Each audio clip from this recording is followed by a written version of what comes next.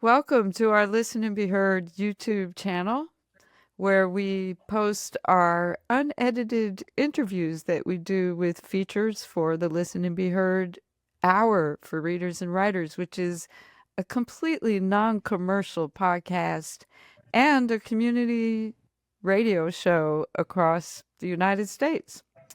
And today I want to welcome Caitlin Jans to our show. Am I pronouncing that correctly, Caitlin?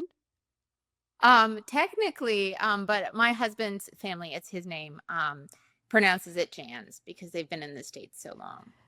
Uh-huh. That does sound very American, Jans, but my mother is Dutch, so that's why I went ahead and pronounced it Jans. What is actually the origin of the name since we got It into is a it? Dutch last name, but Uh-huh. none of his family is historically Dutch, so I'm not sure where it came from. Oh, hi. It gets even more interesting.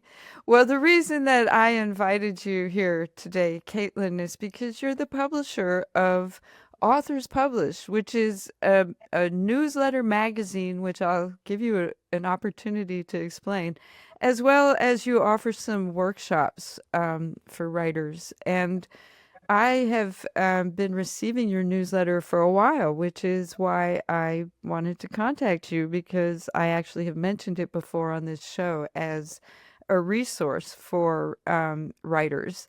And what's great about your resource is that you provide lists on a regular basis of paid opportunities, paying opportunities for writers. So I'd like to give you a chance to give an overview to our listeners of what it is that you're doing as a service to Thank you writers. so much. Yeah, I've run Authors Publish now for 12 years.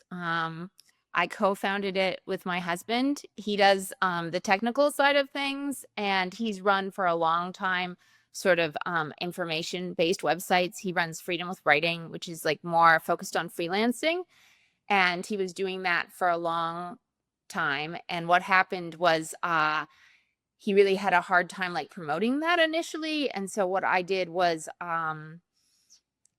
I was like, okay, I can help you promote it. This is what you need to do. You need to hire someone to make these visual like memes.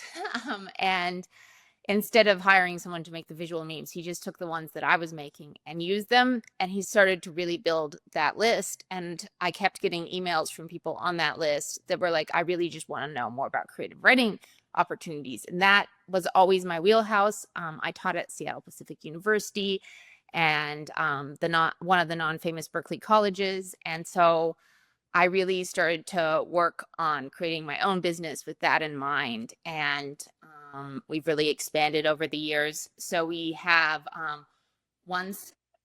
Can I want to hear the rest of this, but can we go back a second to creating those Oh, memes? yeah. I'm curious, like, how does one create memes for literary programs? That's what Yeah, you were they were doing, just right? they're Is just that what you're saying? image-based like quotes mostly.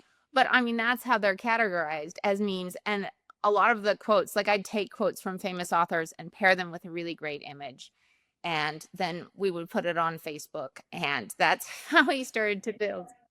And you found that Incredibly effective. effective. We had at one point, I think, over 500,000 followers or something. We built our whole list initially off of those image memes. Yeah. Making memes. Interesting. Thank you. Okay, Yeah. now we can go And, on. and sometimes I would, sorry for this, make a more personal one. Like I did one like when life gives you lemonades, write when life gives you lemons, write a novel, things like that. And some of those went really viral. Uh-huh. Unfortunately, people sometimes Uh-huh. cut off the credit, but that's okay. um so the way we work now is that we, have one free lecture a month with sometimes a very established author or editor, or we had a publicist that comes in and for free talks to everyone on a theme. And we also have every Monday we have this special issue article, which is one like longer article, and that's what you were referring to, like all the paid opportunities for writers, that's our themed calls for submissions, and that goes out on the first Monday of every month. And I don't put that together. I'm really good friends with the person who does, who's a longtime researcher. And then we also, review manuscript publishers looking for submissions, and literary journals, and all that sort of goes out in our Thursday issue mostly. Now, you're a writer Yes. yourself, and you're published extensively in some of these literary journals. So how has that journey been for you, and what does that do for, like, is that a niche in itself, or do you feel like it's a stepping stone to something else? Um, like, where is that on your path as a So writer? I started submitting to literary journals, I guess, over 15 years ago. And And you submit fiction, poetry, what I else have do an you? MFA in poetry. I write a lot of poetry. That's primarily what I write. I have written a novel. It has been a finalist for a prize and things like that. But I mostly focus on poems.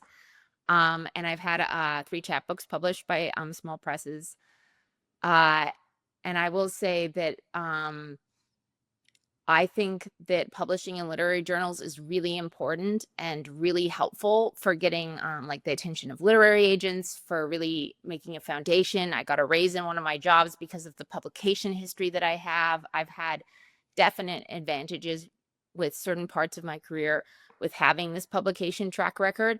I will say that Authors Publish takes up about 90% of my time now between the workshops we run and the free lectures and everything. I just do not have as much time to submit.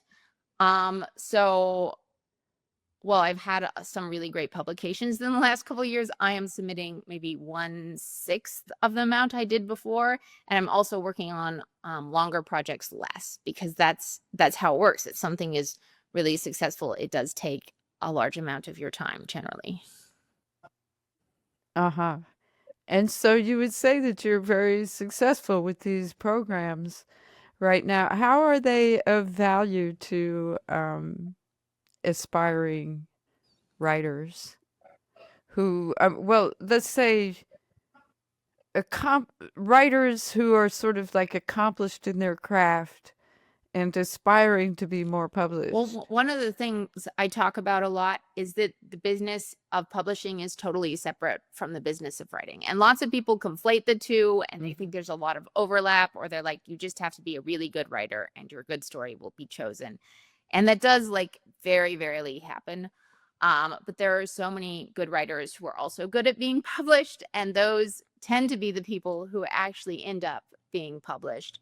And there's so many things you need to know about, especially like in terms of book length work, um, and genre. Like, I really feel like almost everyone who's now published a book, especially outside of a genre like romance, has taken stepping stones of publishing in literary journals, of getting fellowships with places like Breadloaf, of getting grants. Those sort of things now happen first, and sometimes significantly, for a long period of time. And this like has sort of always been the case. Anne Patchett in Truth and Beauty, she talked about getting her first book published, and she followed like a really long 10-year sort of trajectory to get there. Um, so that's something like I think people need to keep in mind, that this is like, you don't just write a piece and then Get it it goes. published. Yeah. So is that like you have to know somebody? Or is that, what is that? You tell me. I'm not going to try to say what that is. I mean, it Like, helps if you you know have to someone. obviously know your craft, right?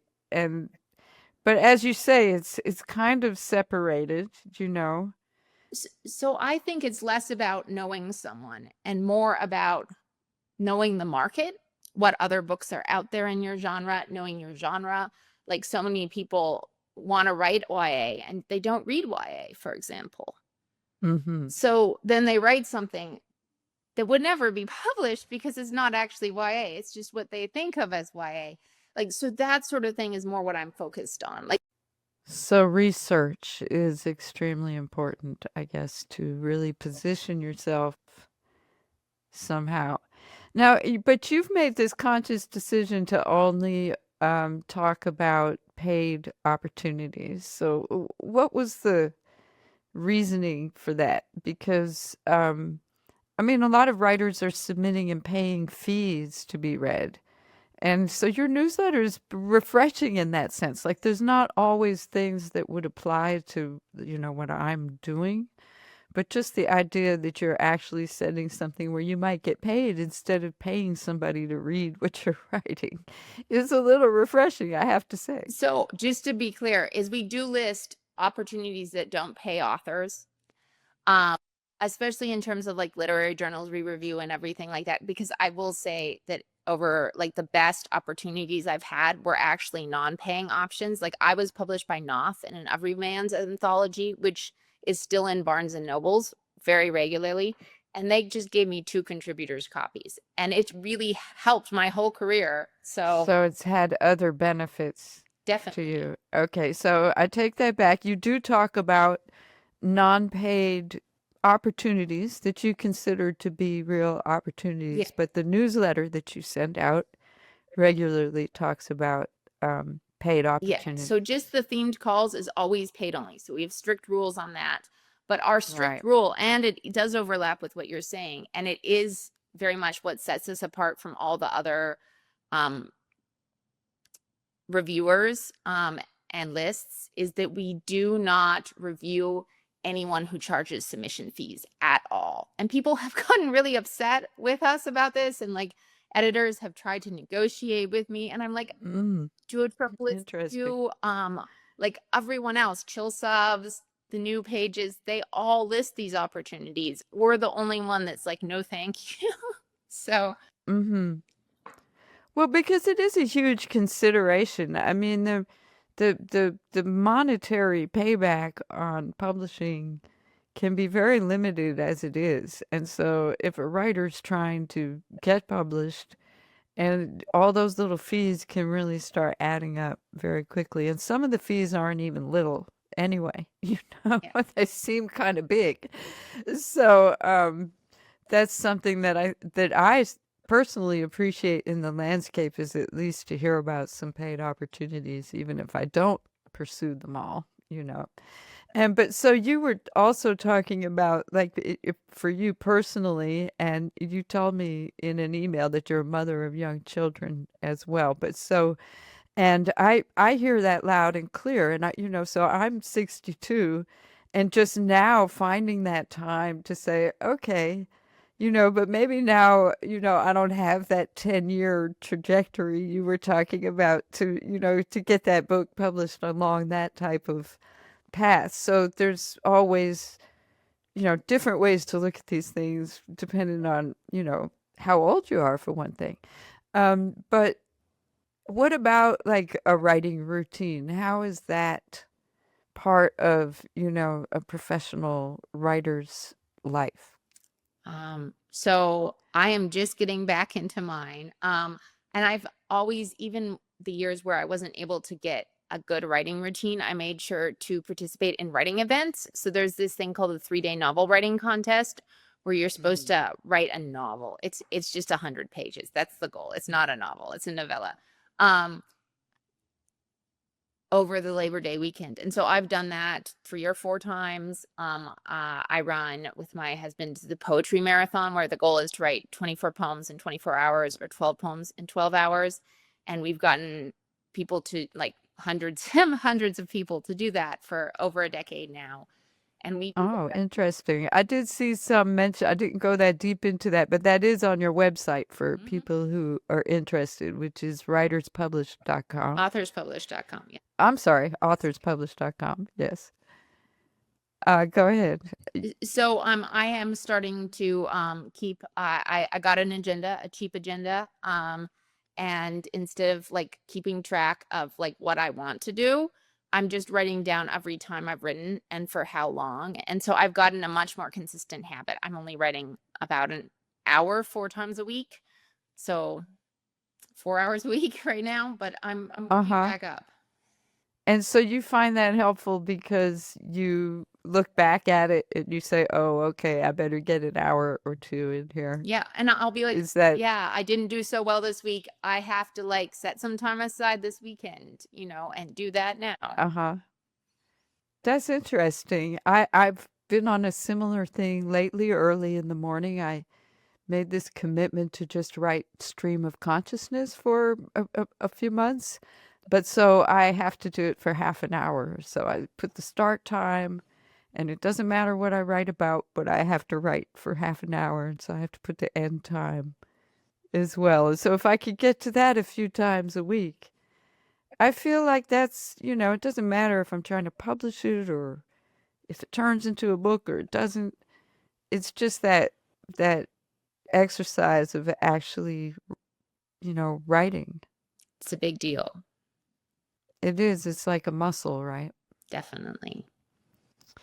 Well, is there something else you would like to tell our audience about what you're doing and how they can interact with you?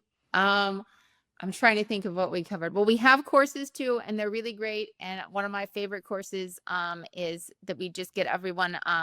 We do this call sort of the writer's room for poets. So everything we give away for free, and the way we're able to support everything now um, is through the courses. So most of our audience will never take the courses. But they really take this sort of, and I didn't want to offer them at first actually at all, but they really, Why is that? because I am a really big believer in giving away things for free. Like part of the reason we didn't charge in, like we aren't covering places that charge to submit is like I was teaching college and most of my students couldn't afford to submit. And I Uh-huh. couldn't afford to submit at the time because of how badly the college was paying me. So I kept thinking like how to give better like research. I come from like a research-based background, like how to get better research to people. So I hated this idea that we were adding money into the mix, but the courses Uh-huh. are like totally optional, but they do financially support everything else. That's how I And so what's the value in the courses for people who are interested in that? Um, this was also like one of the big sort of sticking points with my husband and I when we were designing the courses is I wanted all of the courses to involve instructor feedback. And so we have generative focus courses now that don't have instructor feedback as much built into them, but there's lots of other pluses there actually. Um, but it's always personalized. You're never getting just like some generic asynchronous information. Like we sometimes have that as a component in the course, but like our instructors give feedback on the first 20 pages or the first 10 pages and back cover Uh-huh. information, and it's really um well thought out, in-depth feedback each time. And I think that that is so important because so many of the online courses don't have that, and we also focus more on publishing and writing both instead of just writing because there aren't that many courses for how to practically go about publishing your work. There really aren't. Um, so I do appreciate uh, authors publish in the landscape of resources that are out there for authors who want to be published. So I really thank you for spending a little time today to tell us about what you're doing, Caitlin Jans or Caitlin Yans, depending on what part of the world you're from. And authorspublished.com is where they can find you. Was there any other place you'd like to tell people about? No, that's good. Thank you so much for this wonderful and thoughtful interview. And good Oh, luck with your writing. thank you very much. I appreciate that. But I forgot to ask you our two questions that we ask all of our guests. Okay. So I'm going to put you on the spot a little bit. The first one is just where are you located Toronto, locally? Canada. Yeah. In Toronto. Wow. So what is your perspective then of the American phenomenon of banning books? And is that happening in So it Toronto? is happening. And well, so in Toronto, they actually, for a while, the whole Toronto District School Board got rid of any books published past a certain date. They've since kind of like they were only pushing modern books. So they've since readjusted a little. But I am I have mixed feelings about banning books. In general, I think you should absolutely not ban books at all. And that most of the books that people are banning are outrageous and horrible and really awful, and they should not be banning them. But I also feel like there's this idea that you can only ban books one way. So, like, we can ban, like the right just wants to ban these books that are awful, but then the left doesn't want to, promote these racist and horrible ideas. So you have to, like, and I don't either. So, like, that's where I'm like, well, let's not ban any books, but I think it's okay for a book to come with. Right. We can't pick and choose. It's either we can ban Exactly. books or we Like, we can't. can't say, oh, yes, we can ban, like, all of these horrible books, and not ban, like, I mean, one of my favorite kids authors um, wrote a wonderful book called Big Moon Cake for Little Star, and it was banned simply because it featured Asian American characters. It's not even like remotely political. Like, it's absurd. But then, there are awful books out there that are really pro right wing or, fascist that we don't necessarily want to read or promote. So, yeah. Well, thank you for that. And the other thing I wanted to ask you, which is really kind of putting you on the spot, is to improvise a little bit and just say something with the words listen and be heard. Oh, wait. I'm not an improviser. But That's that's all right. Or you could just say what you think about listening and being heard. I think those are two of the most powerful words, like, together, and it's a really meaningful phrase. And when I think of it, I always think of nature. Well, that was great. And I thank you so Thank much you. for your time, Caitlin Jones from authorspublished.com. And if you enjoyed this conversation here on our Listen and Be Heard YouTube channel, please subscribe or visit us at listenandbeheard.net. Thank you so much. Thank you, Caitlin.